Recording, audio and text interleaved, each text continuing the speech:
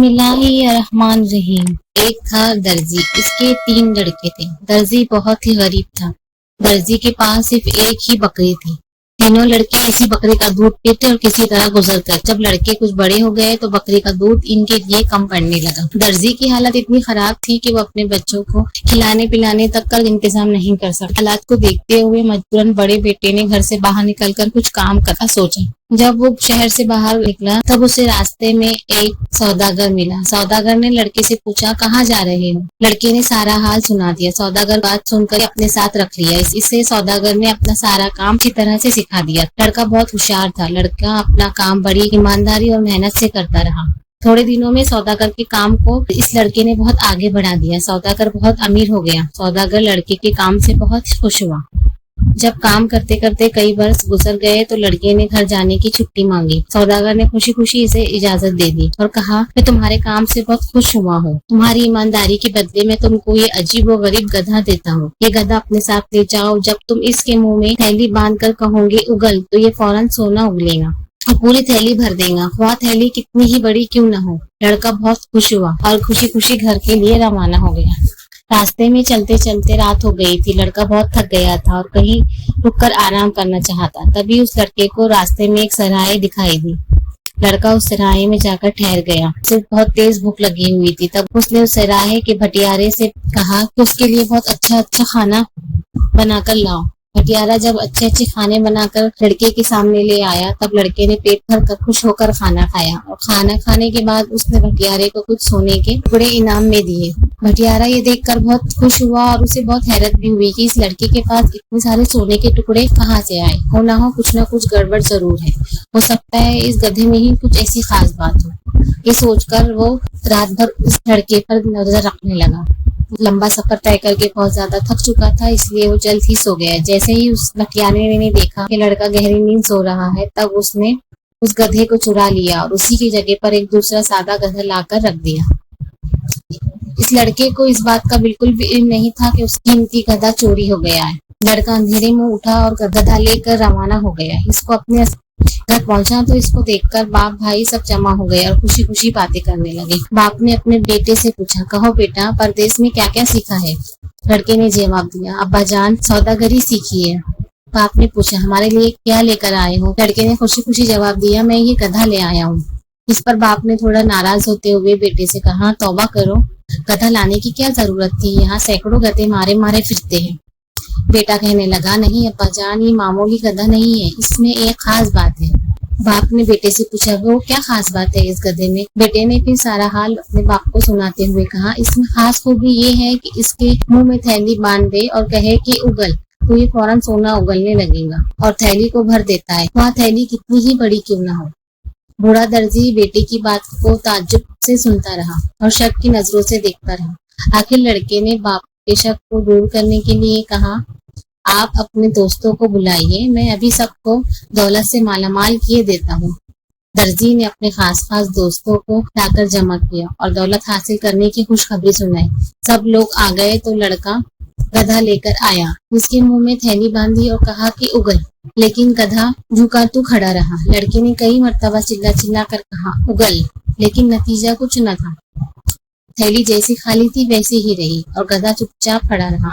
लड़के को समझ में आ गया था कि ये भटियारे का ही काम है। भटियारे ने गधा चुरा कर इस गधे को वहां रख दिया है। दर्जी अपने दोस्तों के सामने बड़े शर्मिंदा हुआ। लड़के पर गुस्सा होने लगा, तूने मुझे सबके सामने जलील किया है बेटे। लड़के ने सारा किस्सा अपने मंझले भाई को सुनाया। अब दूसरा भाई सफर पर रवाना हुआ। कई दिन तक बराबर चलता हुआ रात को पेड़ के नीचे सो रहा था। आखिर एक दिन इसको एक बुढ़िया मिली। बुढ़िया जंगल के किनारे एक छोटी सी झोपड़ी में रहती थी। लड़का बुढ़िया के साथ रहने लगा। बुढ़िया की उस लड़के ने बहुत ज्यादा खिदमत की। वो उसका हर काम का बड़ी मेहनत और ईमानदारी से करता। बुढ़िया उस लड़के से बहुत खुश हुई।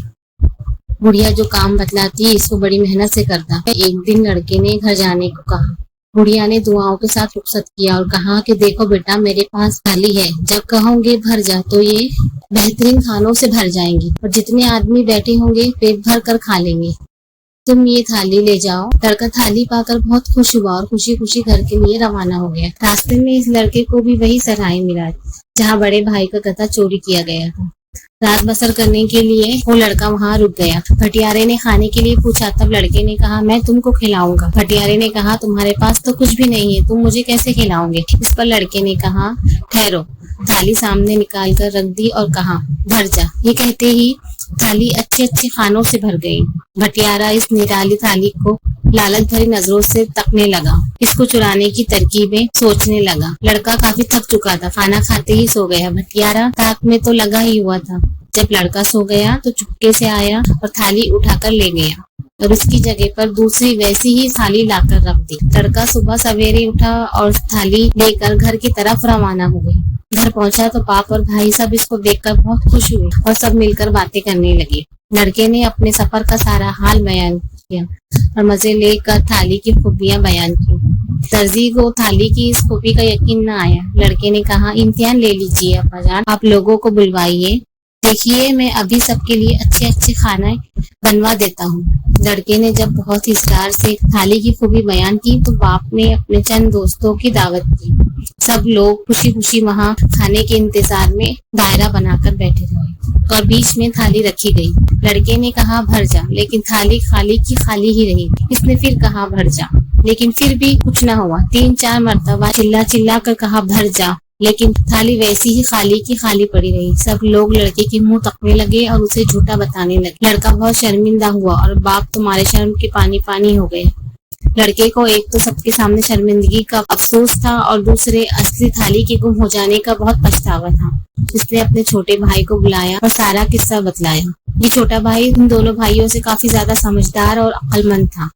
छोटा भाई समझ गया कि यकीनन भटियारे ही की शरारत है, इसी ने गधा और थाली दोनों चुराए हैं। उसने अपने दोनों भाइयों से ये वादा किया कि अब वो सफर पे निकल रहा है, अपने दोनों भाइयों की ये दोनों कीमती चीजें वापस लेकर ही आएगा। इस वादे के साथ वो अपने घर से रवाना हुआ। कई दिन चलने के बाद इसका गुजर एक मैदान से हुआ। ये मैदान परियों का था। रंग बिरंग के फूल चारों तरफ खिले हुए थे। हवा खुशबुओं में बसी हुई थी। थोड़ा आराम लेने के लिए वहाँ ठहर गया। हवा की मस्त खुशबुओं ने आंखों में नींद भर दी और वो जल्द ही एक गुलाब के पौधे के पास आकर सो गया। लड़का सोया ही था कि नीलम परी जो इस गुलाब पर रहती थी उतरी और लड़के को हवा में लेकर उड़ गई। दूसरे दिन लड़के ने अपने आप को एक बहुत ही घने जंगल के बीच पाया। वो कहाँ है, यहाँ कैसे आया? अभी इन बातों का सोच ही रहा था कि सारा जंगल तरह तरह की आवाजों से गूंजने लगा। इसके बाद लाल रंग की रोशनी सारे जंगल में फैल गई। लड़का बड़ा परेशान हुआ, बार बार सोचता, कुछ समझ में ना आता। इतने बड़े जोर की आवाज इसके कानों में आई और सारा जंगल नीले रंग में रंग गया। इस आवाज को सुनकर लड़का कांप गया और घबराकर एक तरफ भागा। इसके भागने पर जंगल की सब परियां हंस पड़ी। बात ये थी कि परियां लड़के से खेल रही थी। जब परियों ने अपना खेल खत्म कर लिया तो नीलम परी छमछम करती हुई लड़के के पास आई और बोली, तुम हमारे मैदान में क्यों आए हो? लड़के ने जवाब दिया, मुझे नहीं मालूम था कि मैदान आपका है, यहाँ आना मना है, अब कभी नहीं आऊंगा। नीलम परी ने हंसते हुए कहा, क्यों मैदान पसंद नहीं आया तुम्हें? लड़के ने जवाब दिया, जी मैदान तो पसंद है, लेकिन जंगल। इतना कहकर वो रुक गया। नीलम परी ने फिर इससे कहा, क्या डर लगता है? लड़का कहने लगा, जी हाँ। नीलम परी ने फिर इससे कहा, अच्छा अपने आंखें बंद करो। इधर लड़के ने आंखें बंद की, उधर परी ने हवा में अपना आंचल हिलाया और सारा जंगल फिर इसी हरे भरे मैदान में बदल गया। लड़के ने आंखें खोल दी। मैदान देखकर जान में जान आई। लड़के को जब जरा इत्मीनान हुआ तो नीलम परी ने पूछा, तुम कैसे आए? लड़के ने दोनों भाइयों के साथ जो हुआ वो सारा किस्सा इस नीलम परी को सुना दिया। वो थाली और गधा वापस लेने जा रहा है। परी ने थाली बजाई, फौरन 2 देव हाजिर हुए। परी ने हुक्म दिया कि जाओ, सराय वाले भटियारे से थाली और गधा छीन लाओ। देव आनंद पानंद सराय में पहुंचे और चंद मिनट में ही वो जादुई थाली और गधे को लेकर हाजिर कर दिया। परी ने लड़के से कहा, ये गधा और थाली लो। परी ने लड़के को एक डंडा भी दिया और कहा, जो शख्स तुम्हारा दुश्मन हो इसकी तरफ इस डंडे को फेंक कर कहना नाच। फिर ये डंडा इस आदमी की पीठ पर खूब नाच दिखाएगा, इतना मारेगा कि वो आदमी बेहोश हो जाएगा। लड़का थाली, गधा और डंडा लेकर घर जाने के लिए खुशी खुशी रवाना हो गया। परी ने देव को हुक्म दिया कि जाओ, लड़के को घर तक पहुंचाओ। देव ने हुक्म पाते ही लड़के को तमाम सामान के साथ हाथ पर उठा लिया और हवा में उड़ता हुआ अपने घर पहुंचा। घर के सब लोग जमा हो गए। छोटे भाई ने सबको सफर का किस्सा सुनाया और सबके